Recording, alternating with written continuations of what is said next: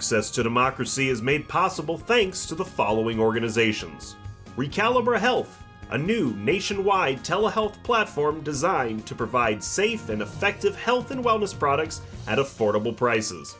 Available products include compound GLP-1 for weight loss, as well as multiple medications for men's and women's health and hair loss, all administered under the direct supervision of expert physicians, nurse practitioners, and physician assistants. Visit recalibrahealth.com for more information. Sheridan and Dulas, PA, a family and criminal defense law firm, has been serving clients in Dakota County and throughout Minnesota for over 40 years. Ranked a Tier 1 Best Law Firm by U.S. News & World Report every year since 2009. Sheridan and Dulas are here to help you in your most difficult life circumstances. Learn more at ssdpa.com.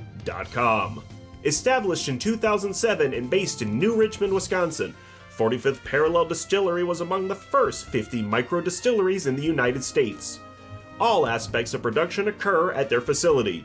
If you're interested in learning more about the 45th Parallel Distillery, please check their website and plan a visit to tour their facility and taste their spirits. 45thParallelDistillery.com.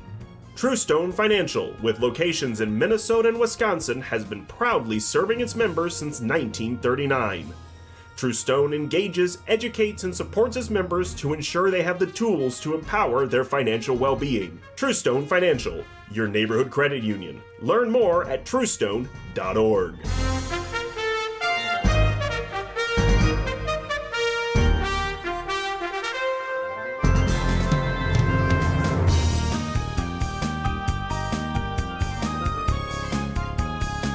Hello and welcome to another episode of Access to Democracy. I'm your host, Steve Francisco. Thank you for joining us today. We have a return guest, Dane Smith, an author and journalist and frequent contributor to the online newspaper MinnPost, is with us today. Dane, welcome back to Access to Democracy. Thanks, Steve. Always a pleasure. You are becoming quite the regular on our program because you are a prolific journalist and looking into issues that are in the forefront of the news. And you have just now begun publishing a new series of articles about what you call generally the defamation of Minnesota. Right. Tell us about this new series, what it's about. Well, sure. In a nutshell, I think Minnesota has been subjected in recent years to an unprecedented assault on our reputation and character, unfair, statistically invalid allegations having to do with our basic condition here in Minnesota. We've, over the years, it's always, the party out of power always tries to paint a picture of decline or a need for a change. But this is really over the top. And we've seen it from documentaries like The Fall of Minneapolis, which tried to vindicate Derek Chauvin and tried to paint Minneapolis as a dystopian hellhole. Then there was A Precarious State. It was another documentary called that tried to make the case that Minnesota was in deep decline and as well as Minneapolis. So this sounds like a running narrative really propagated by the MAGA movement and Trump yes, supporters? It's coming mostly from the hard right MAGA conservative base, Center of the American Experiment, Alpha News. Social media just amplifies it and pounds and pounds and pounds it. But it's also come from some what I would call dissatisfied centrists with some credible, some credible case can be made that we need to do better on crime and some education statistics and so forth. Mm-hmm. So the attack is usually lodged against Democrats. Democrats are blamed for this alleged dystopia. And the Minneapolis City Council members who are Democrats but are also Democratic Socialists get particularly blamed for everything that's gone wrong. So I thought it was just high time that we really look at where Minnesota is compared to other states. Mm-hmm. A lot of times they'll point to a problem like crime or education or economic, signs of slower economic growth, as if it's unique. And in fact, you look around and you see how Minnesota is actually comparing to other states on these things. And lo and behold, we still rank very high, well above average, on most of the key indicators of socioeconomic condition as well as business health and vitality. And we're going to delve into those in some more detail, but I want to ask you first, as we get further into this discussion, Dane, why do you think this is happening? Let's accept your proposition that Minnesota, you call it the defamation of Minnesota. You've talked about who's doing it, but what is the motivation? Is it just purely political? Or are there other aspects to it? And do you think these arguments resonate with the public? I think that it is more purely political. I mean, if you really look at where it's coming from, it is designed to flip Minnesota to make it red, to make it a red state. Because the state hasn't voted, for example, for a Republican presidential candidate since Nixon in 1972. Right. But in recent years, it's been close enough to where we have become a target. And Trump in particular has it in for Minnesota. He doesn't like the fact that Walz ran against him and criticized him so strongly and effectively, I actually thought, in the last campaign. But he's really got it in for Minnesota. And this provoked, all this narrative helped build the case for the surge, Operation Metro Surge, sending in 3,000 agents, 10%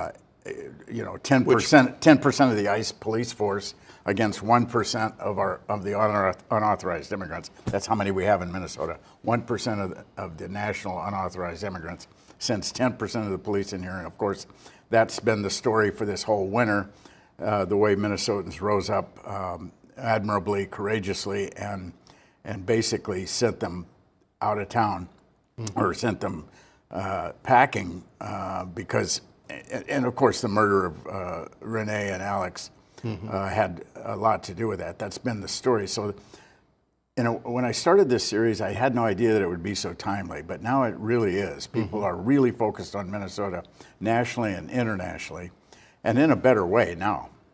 Let's look at a couple of particular aspects of this, these charges against Minnesota and suggesting that our state is failing. You argue in the piece, actually, that this defamation of Minnesota began prior to Operation Surge, which actually began in December of last year and has kind of started to wind down now as they moved agents out. What particular things did you see occurring before Operation Surge, which was obviously directed, the administration said, Minnesota is being overrun by criminal immigrants who are here illegally. There were attacks against our Somali American community, particularly memorable. The President of the United States referring to Somali people in Minnesota as garbage, a literal word that the President used to describe American citizens. Tell us a little bit more about what was happening before Operation Surge. Well, I alluded to this earlier, but after the protests against George Floyd, and actually those protests, again, we were the center of the center of attention because for the world, because what happened to George Floyd and our vigorous protests against it actually fueled an examination of racial injustice in the country and the world, and also especially of policing.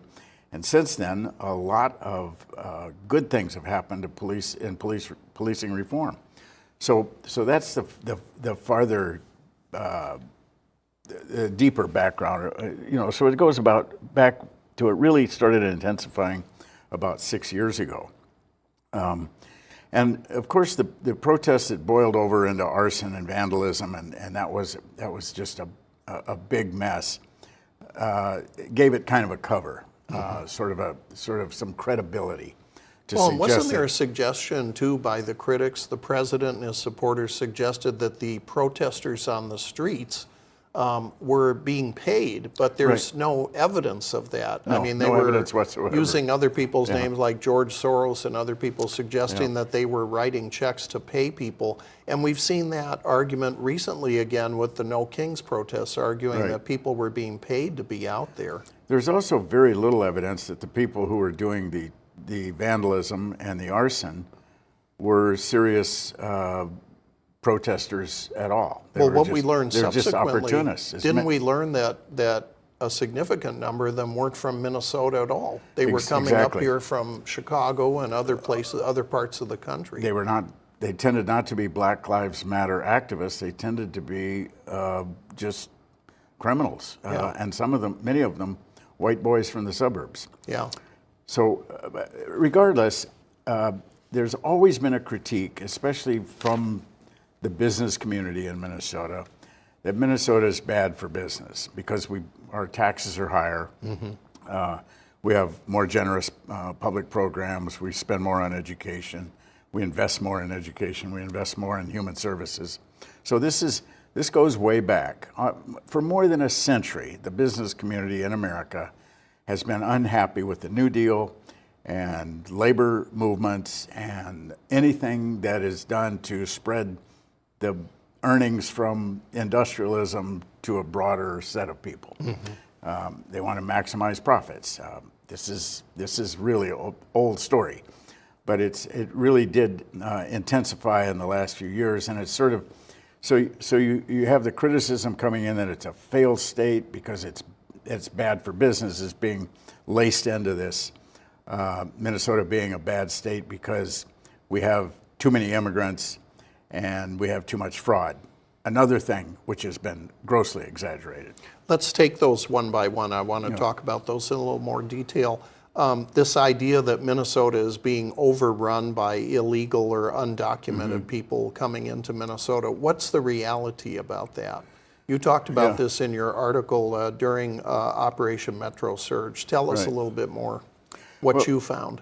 The facts are that Minnesota has only about 1.5% of our population are unauthorized immigrants. That's compared to 4.5% nationally. So to start with, we have fewer unauthorized immigrants as a percentage of our population even than the United States. We have about 100 to 130,000. They altogether that amounts to about 1% of all the unauthorized immigrants. Metro Surge sent 10% of its police force after 1% of the unauthorized They had immigrants. a higher number of ICE agents here than the combined size of the Minneapolis, St. Paul, and the five or suburban six largest police departments. departments had fewer officers than ICE did on the streets during the peak of the surge. Right. I thought an interesting thing that I pointed out in this first installment too, or that is actually well known, is that when we say illegal aliens, and then they often hear the term lawbreakers, the actual crime of being here without the right paperwork is a misdemeanor.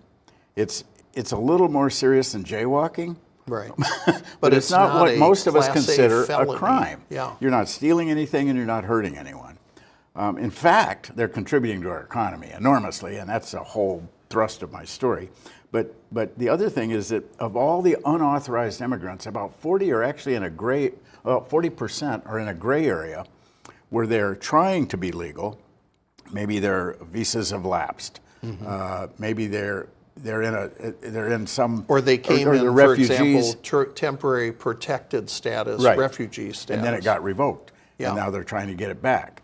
So it's not like there's a bunch of people hiding in the shadows, Well, the waiting to do administration- damage to Minnesotans and The Americans. administration has been saying for a long time, Dane, that we want people to follow the legal process to be in the United States legally. Yet when they are doing that, we saw during Operation Surge and even before, ICE agents detaining people as they were at their immigration hearings or coming out of them. Right. It punished So if you want efforts. people to abide by the law and you're actually going to inhibit them from attending their own immigration hearings, that's pretty remarkable. Yeah. I also wanted to offer some real long-term perspective. A century ago or more, Minnesota was one of those states that had the most immigrants. As a percentage of As a percentage state of the population. Yeah. We were much more immigrant than most states way back around 1910. This is when my wife's ancestors came from Sweden, and there were waves and waves of people, and there was resentment of them too. And it eventually led to a cutoff in immigration and a very racially bigoted policy that said we would only accept white people from Europe. But there was always this resentment in this country. We love to think of ourselves as a Statue of Liberty and bring us the huddled masses and please come here, and if you work hard, you can succeed. In fact, there has always been this bigotry and resentment of foreigners. It's called xenophobia. It's been part of America from the beginning, and we're just seeing a real nasty, ugly recurrence of it right now. Right. Let's talk about, for a moment, there are a couple of interesting studies about the economics of what immigrants bring to our community. There's really what you would call the mythology about immigrants are just taking, they're not contributing to the community. But you came across, in your research, you came across two studies, one by the Chamber of Commerce, one by the Cato Institute. Talk about those for a moment. What did they find about the economic contributions of immigrants to our community? Okay, well, the Chamber now is the largest business organization in Minnesota. It's basically almost every business in Minnesota, small and large, intermediate. And it tends to lean Republican or conservative politically. In fact, they tend to be part of the defamation chorus. They tend to be the people who say, we're being taxed too much and we can't afford this level of schooling or this level of public education or food stamps, or, they have been a force for fiscal conservatism, and they typically have been the voice that says we're headed in the wrong direction. Now, but on the other hand, the Chamber for years, for more than a decade, has issued reports every other year about the value of immigrants to our economy, how that's the major source of our population growth, and then on and on and on. I'd like to read just one paragraph. Yeah, please do. From the piece. I point out that under constant siege, even before the federal invasion, the immigrants, according to the Chamber's reports, have been providing almost all our population increase and much of our economic growth, paying more in taxes than they receive in government benefits, outperforming native-born whites in labor force participation, in other words, more likely to want to work than the native population, toiling in physically demanding jobs that native white Minnesotans aren't taking, roofing our houses, milking our cows, nursing our elderly. That's where the real preponderance of immigrants are, actually. Thus sustaining our key pillars in our economy, which is agribusiness, healthcare, construction, manufacturing, and service industries. All of these are heavily popular, the workforce is immigrants, or a larger percentage. They're also, though, surprisingly well-educated, immigrants are. Many of them are registering patents. Somebody recently showed me a wall of patents, I think it was at Medtronic, and more than half the names were immigrant names. They're innovative. Including Somali, Latino immigrants, people from all over the world, I would assume. Right, especially India and some from China and Asia in particular have been very successful in science and technology. And I would not leave this out. They're not only becoming more educated and assimilated with each generation, but they're enriching our arts and cultural scene. The food here in Minnesota is so much better than it was 50 years ago. That they're broadening our minds, they're strengthening our connections to the rest of the world. It's just win, win, win, win, win, win, win. Right. That's the story of immigration in Minnesota. And that growth distinguishes Minnesota really from our surrounding states, doesn't it? Yes. That Minnesota has actually been a magnet. We've seen the population in the Dakotas, I believe, has fallen. The census data would show that. Right, the oil boom's over. That's what the happens. oil boom in North Dakota is over. South Dakota is not drawing as many. It's drawing some, you get some people going there. But for the most part, there's been a net out migration from those states, and Minnesota has benefited from people coming from surrounding states for job opportunities, which you would argue, I think, that some of these job opportunities are actually being created by our immigrant communities. Absolutely. Yeah, Minnesota's I think for the last 20 or 30 years, maybe going farther back, has year in and year out had higher population growth than every other Midwestern state. And this is in the context of general flight from the northeastern part of the country and the Midwest Right. to the south and the west. Right. So we have been affected less by that than other Midwestern states. And the Twin Cities metro region similarly has been healthier on most population growth and most measures than other metro areas, Detroit, Chicago.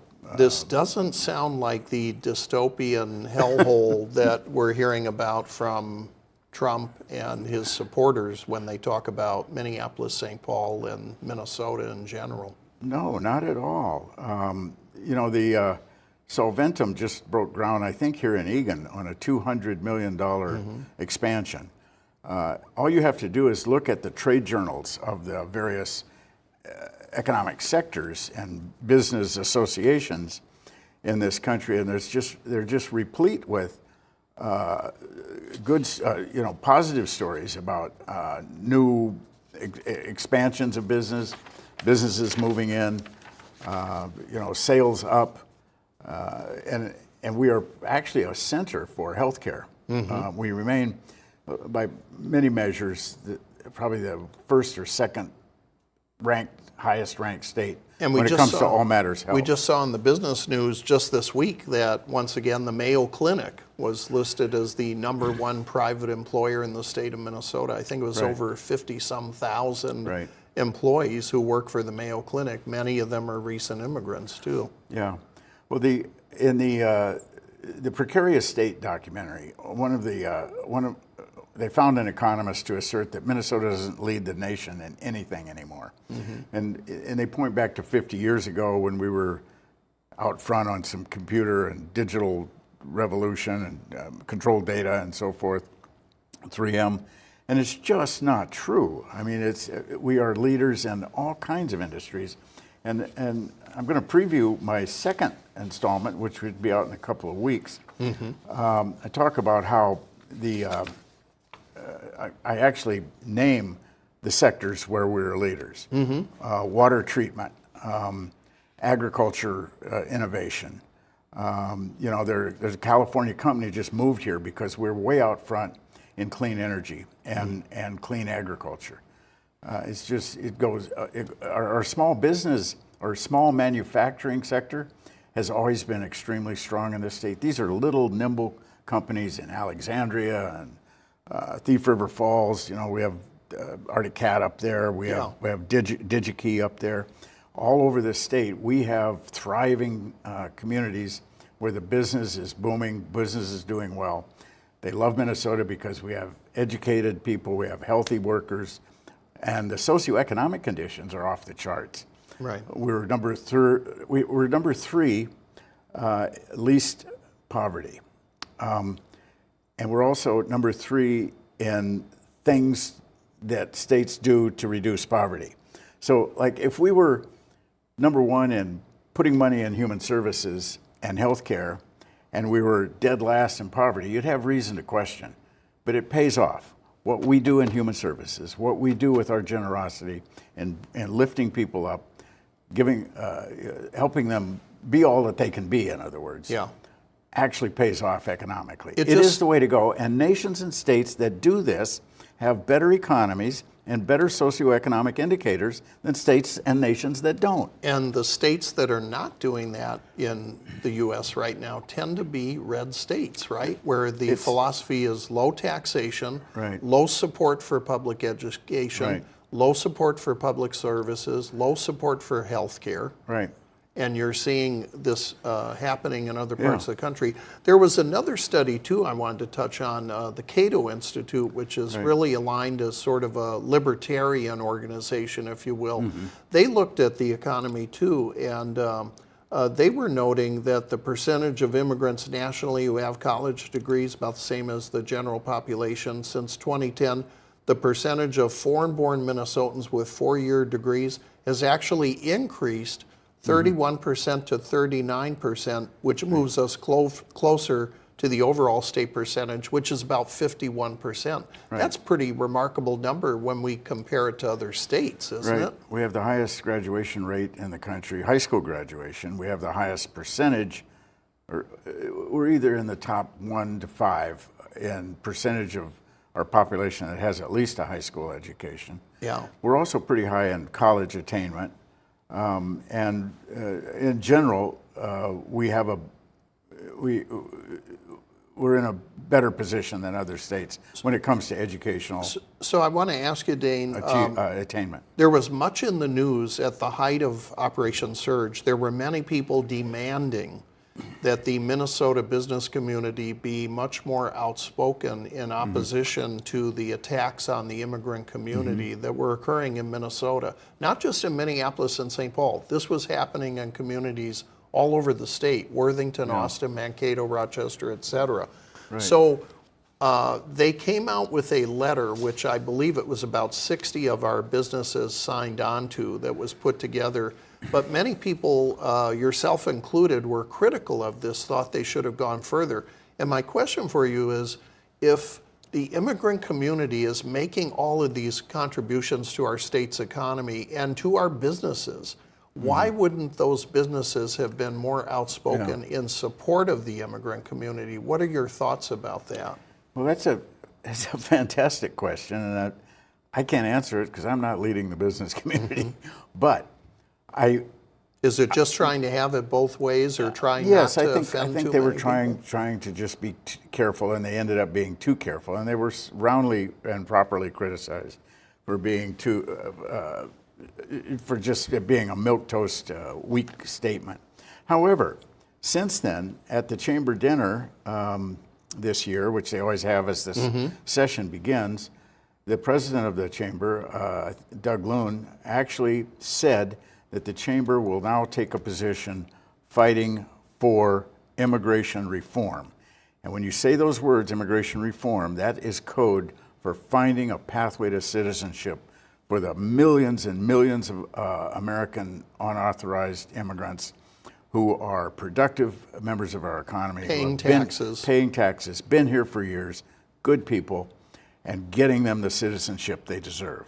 Now, we almost got there 20 years ago with George W. Bush, another Republican, business, conservative, Christian Republican, who actually pushed for this kind of policy. And so I think there's hope in the horizon. There's so much general agreement that we have to move in this direction. And Minnesota is going to be a leader in that, or at least it sounds like our business community is now on the record saying they're going to push for a path to citizenship, which is directly at odds with Stephen Miller and Bannon and Trump on this idea of mass deportation of all 13 million people who don't have exactly the right paperwork to live in this country. It's really been revealed as not a workable solution to No. our immigration problem, is it? No, absolutely not. But beyond that, what's really frightening is there are voices, including Bovino, who lost his job because of the way Minnesotans stood up to him. And of course, Kristi Noem did too. Yeah. There are voices here that are actually calling now for the removal of 100 million of Americans. You can find this. It's the New York Times recently interviewed him. There's these bloggers and these fringe characters on the right that are deeply influential in the Trump administration who are saying we need to get rid of 100 million people. And they're talking about all people pretty much going after people of color en masse. And that is what's behind this immigrant, this fear of immigrants and the hatred of immigrants. It is about race, and it's about religion and white Christian nationalism. It's a disease. It's infecting this country right now. I think people are wising up to it. I can't believe that this is where America really is. We're not a nation. We're a nation that was founded on some glorious principles: equality, freedom, civil liberties, freedom of the press, freedom of religion. It's built on an idea, really, Right. rather than nationality or race or ethnicity, that Right. anybody, if you adopt the American ideals Yeah. and support the Constitution, you can become an American. The Constitution, neither the Constitution nor the Declaration say a word about Christianity or about race. Yeah. And that's the glory of America, really, is these ideals. And J.D. Vance is out there saying that that's not what we are primarily. He's saying we're a particular people in a particular place. Dane Smith, we are going to have you back on Access to Democracy soon to continue this very fascinating discussion about our changing demographics and immigration issues. Dane Smith, thank you for joining us on Access to Democracy. Thank you, Steve.